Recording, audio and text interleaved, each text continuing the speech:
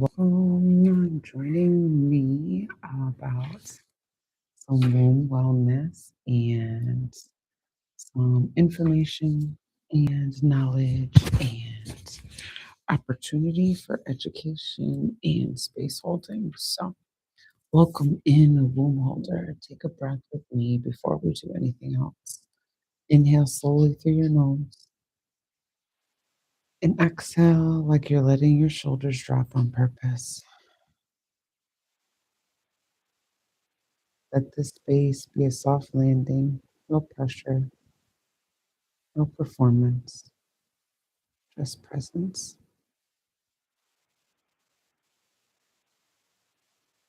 This is a Womb Wellness Wednesday recording, a weekly gratis offering from Chakra Doula Ti. It's where we build womb literacy, cycle understanding, and nervous system friendly practices that help you feel at home in your body. And today's focus is something I consider foundational: cycle literacy and winter rhythms. Because so many womb holders have been taught to ignore their cycle until it becomes unbearable, or to only pay attention when something feels wrong. But your cycle is not a monthly event, it's an ongoing language.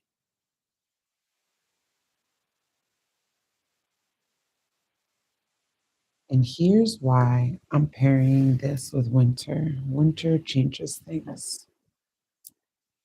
The pace of life might speed up because of holidays, but the body tends to slow down. Less sunlight, different sleep, different food, different stress. All of that impacts the nervous system, and the nervous system talks to your hormones. So, if you've noticed your cycle shifting in winter, longer cycles or shorter cycles, heavier feelings, more sensitivity, I want you to know you're not broken. Your body is responding. And here's what we're doing today.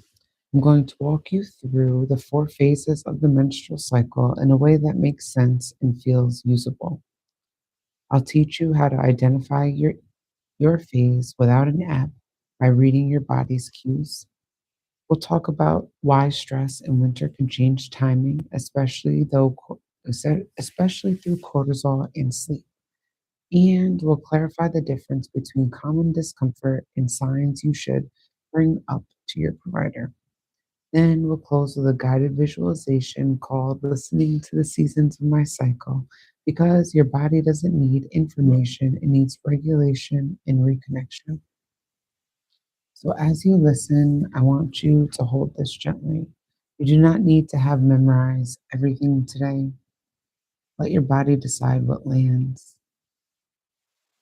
If you're able, keep a note in your phone or a journal nearby and jot down what phase you think you're in right now, what you notice about your energy lately. Even that is psycholiteracy. Quick note: this is educational and supportive, not medical advice.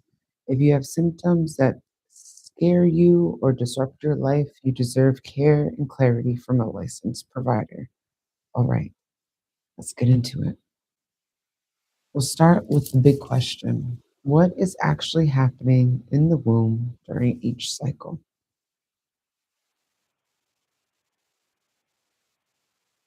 So, for our meditation, listening to the seasons of my cycle. Find a comfortable seat or lie down. Let your hands rest on your lower belly, or one on your belly and one on your heart. Take 3 slow breaths, breathing in through your nose and out through your nose. And again, through your nose and out through your nose. Our third, and inhaling through your nose and exhaling through your nose.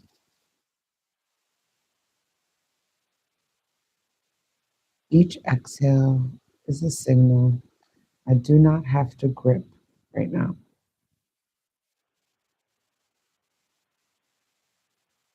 Imagine a garden path appearing in front of you. This is your cycle garden, a living landscape inside you that changes throughout the month. You're not here to judge it, you're here to learn it. At the entrance is a small sign that reads, "All seasons are sacred." Now step forward.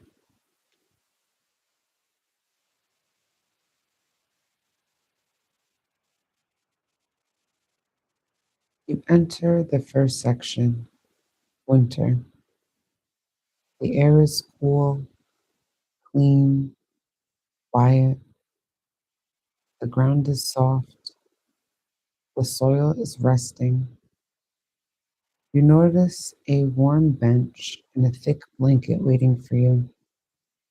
This garden teaches release and restoration.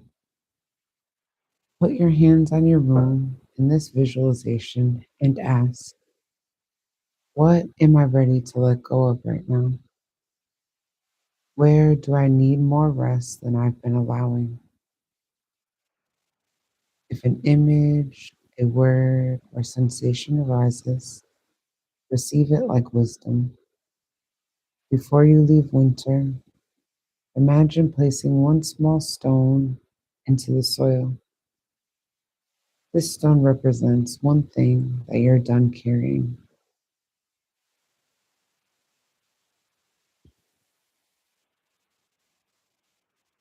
The follicular phase, early spring garden.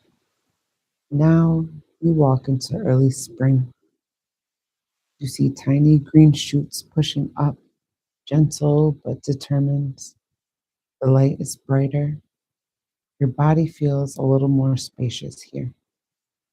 This garden teaches rebuilding and possibility. Ask yourself, ask your womb, what is returning to me? What feels easier to begin this season? Imagine watering one shoot with a warm stream of breath. Inhaling water, every exhale is encouragement.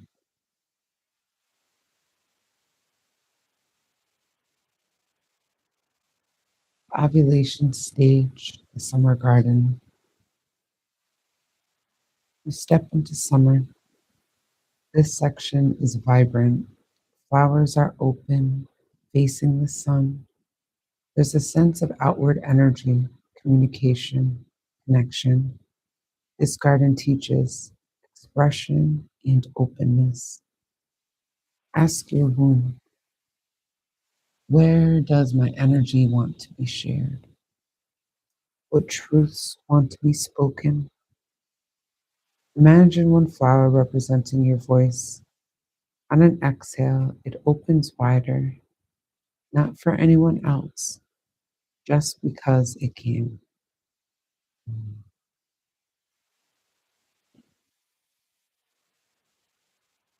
The luteal phase, or the autumn garden. Now you enter autumn. The colors deepen, amber, rust, gold. Leaves fall gently. The air feels heavier, more inward.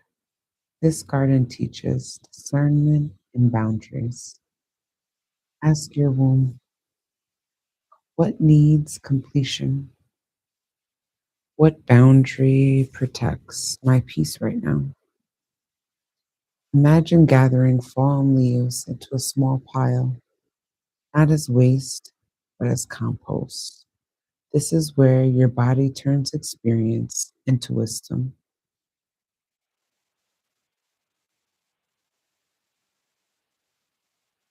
Now stand at the center of the cycle garden and view all four sections at once.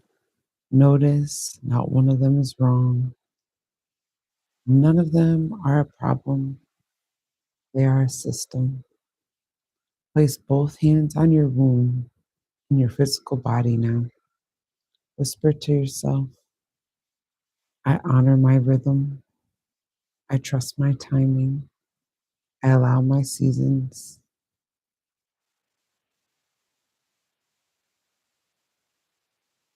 Take a deep breath. Take a deep inhale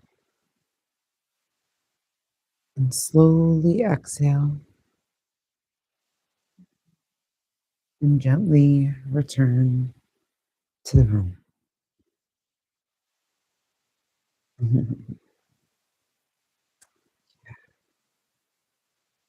Thank you for joining me for that opening meditation. I realized when I was recording last week, I was like, ooh, I really like the idea of, especially with the womb wellness Wednesdays, to open with a meditation. I find fertility, Freaky Fridays calls a different energy just because it can handle and the excitement of the conversation and the space holding that is required after. So I enjoy doing the meditation on the before beginning end of the recording. So welcome, Chakra Doula Ti here, and I'm here with some womb wellness education for my Wednesday series. I today am talking about psycholiteracy and winter rhythms and how that shifts and how to give your body grace and acknowledge the space holding here and really letting the season be the reason for why you're slowing down and it not lasting longer than it needs to. So again, I'm going to share with just some general education about what is actually happening in the womb during each phase of the menstrual cycle. So I'm excited to have this conversation because my son is in the room. So it's like, let's just hear a little bit more about this turning red dynamic, just understand the level of what is going on and how much the body is really doing mad work. And that's okay. We can honor that. So your cycle is coordinated by conversation between the brain, the ovaries, and the uterus. Uterus isn't randomly bleeding, it's responding to hormone shifts. So during menstruation, the uterine lining sheds because hormones, especially progesterone, drop. This is the release phase, and it often comes with lower energy because the body is doing real work. The follicular phase, after the bleeding begins, the brain signals the ovaries to start maturing follicles. Estrogen rises, and the uterus begins rebuilding the lining. Many people feel clearer, more energetic, and more optimistic during this time. The ovulation phase, a surge in hormones trigger the release of an egg. Cervical mucus often becomes more slippery or egg white to support sperm transport. People often feel more social, confident, and outward here. The luteal phase is after ovulation. Progesterone rises to prepare the uterus for possible pregnancy. If pregnancy does not occur, progesterone falls and the cycle returns to menstruation. Many people feel more inward, sensitive, and easily overwhelmed here. This is a common time for PMS symptoms. Frequently asked questions. 2. How can I tell which phase I'm in without a nap? Your body gives consistent clues when you learn its language. Look for patterns like changes in cervical mucus, changes in energy and mood, changes in body sensations. Cervical mucus, dry or sticky, is often early in the cycle. Creamy is more building throughout the cycle. Slippery and egg white is often around ovulation and then drier again during the luteal.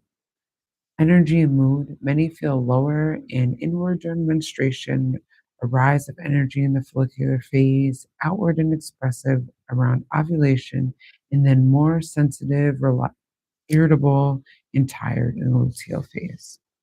Body sensations. Ovulation can come one sided, pelvic sensations, higher libido, or breast tenderness later in the luteal phase. Apps can support awareness, but they shouldn't replace it. The goal is internal literacy with the mantra of I recognize myself. Frequently asked question 3. Why does my cycle lengthen or shorten around winter and the holidays? Stress and seasonal changes affect the nervous system, and the nervous system influences hormonal timing. When cortisol runs high, this is the stress hormone, the body may shift resources towards survival that can delay ovulation or making cycles longer, change sleep quality, affect appetite and blood sugar regulation, impact recovery and inflammation, and intensify PMS symptoms in some people. Holiday travel, less movement, more sugar, alcohol, dehydration, and sleep disruption can all contribute to your cycle is responsive, not fragile. Lastly, what's normal discomfort versus a red flag to bring to my provider? Common discomfort can include mild to moderate cramping, fatigue, low backache, emotional sensitivity, especially in menstruation and luteal phases. But it's worth checking in with a provider if you experience things like pain that disrupts daily life or feel severe and unmanageable, very heavy bleeding, like soaking through pads, tampons frequently, large clots repeating, cycles are consistently very short or very long, and bleeding between periods that feels unusual for you. Your body deserves to be taken seriously. Needing support is not a weakness, it's wisdom. So let's land what we covered today. Your menstrual cycle has four phases that function like seasons: release, rebuild, expand, and prepare. When you understand what's happening hormonally and physically, your symptoms become context, not chaos. We also talked about how to identify your phase without outsourcing your awareness, cervical mucus patterns, energy shifts, mood, sleep, and body sensations. We named something important. Winter and holiday stress can shift timing through cortisol, sleep disruption, travel, and changes in nourishment. A shifted cycle doesn't automatically mean something is wrong. It means your body is responding to life. Finally, we clarified that while some discomfort can be common, severe or disruptive symptoms deserve professional attention. Your body is allowed to ask questions and get real support. Now we're going to close by embodying this.